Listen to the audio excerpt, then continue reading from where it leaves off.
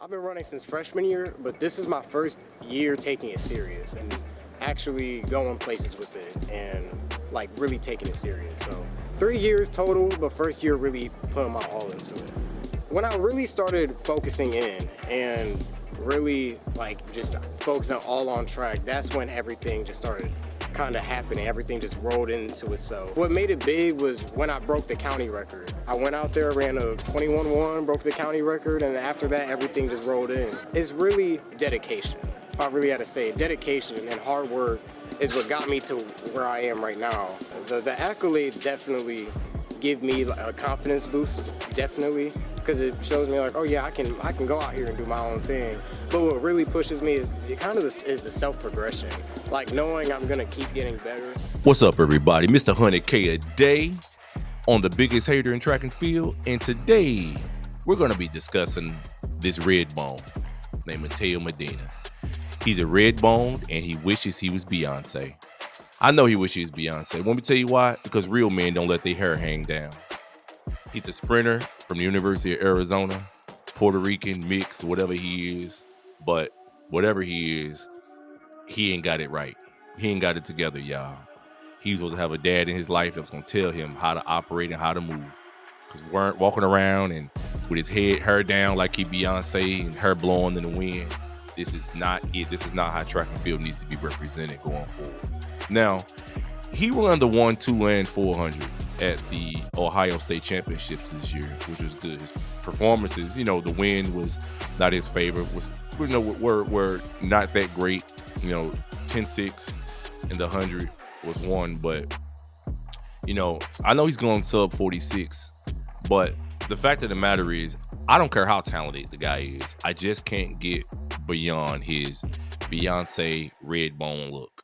Like, I just can't. We can't take guys like this seriously, and we need guys like this completely out of track and field, because what they do is they set a standard. They set a standard for femininity, they set a standard for softness, and they set a standard for LGBTQ, whatever you want to call it, and it's pushing that agenda. So I think guys like this shouldn't be able to use his African genetics to be great in track and field, because he's partly African, but turn around and turn those genetics into something that is far more sinister than we ever can imagine. And that's my problem with him. I don't want Beyonce running track, because that's what I call him for now, Beyonce. So I'd rather see him out dancing on stage, asking men to put a ring on it, dropping it like it's hot. That's what I think he need to be doing. His performances at Arizona State are yet to be seen. He opens up his season pretty soon. He's a freshman this year, and I think that he's going to absolutely fail. He's ran sub 46 seconds. He's ran 45 something, 10-4 I think in high school, and I think he ran 20 point, maybe 9 or whatever it was. So he has decent performances in high school, but I believe ultimately his genetics, he don't have enough African genetics, and it's ultimately going to fail him. It's ultimately going to fail him, and he's going to be too busy putting his makeup on and focus on Maybelline or mascara and lip gloss to really do well in track and field. That's what I think. So,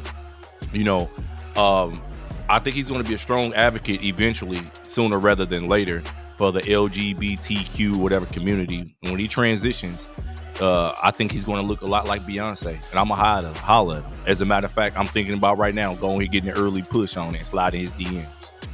But until that point, we're going to focus, on his track career. We're looking to see, how he does. He's at the Arizona State University, which has a good program. But, it's going to be interesting that, to see that transition from high school to college.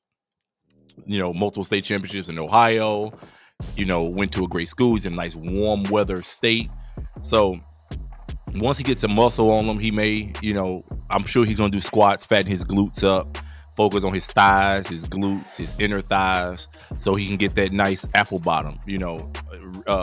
Nelly just came out with the news that this month he'll be relaunching the apple bottom jeans franchise. Well, the company is going to come out with the jeans. So I think that once Mateo Medina gets in the gym under the collegiate program, he is definitely going to get apple bottom. It's going to look great in some jeans. So Beyonce, when we see Beyonce come out and do his thing on the track and indoor season, outdoor season, I definitely be paying attention. I hope you guys pay attention too.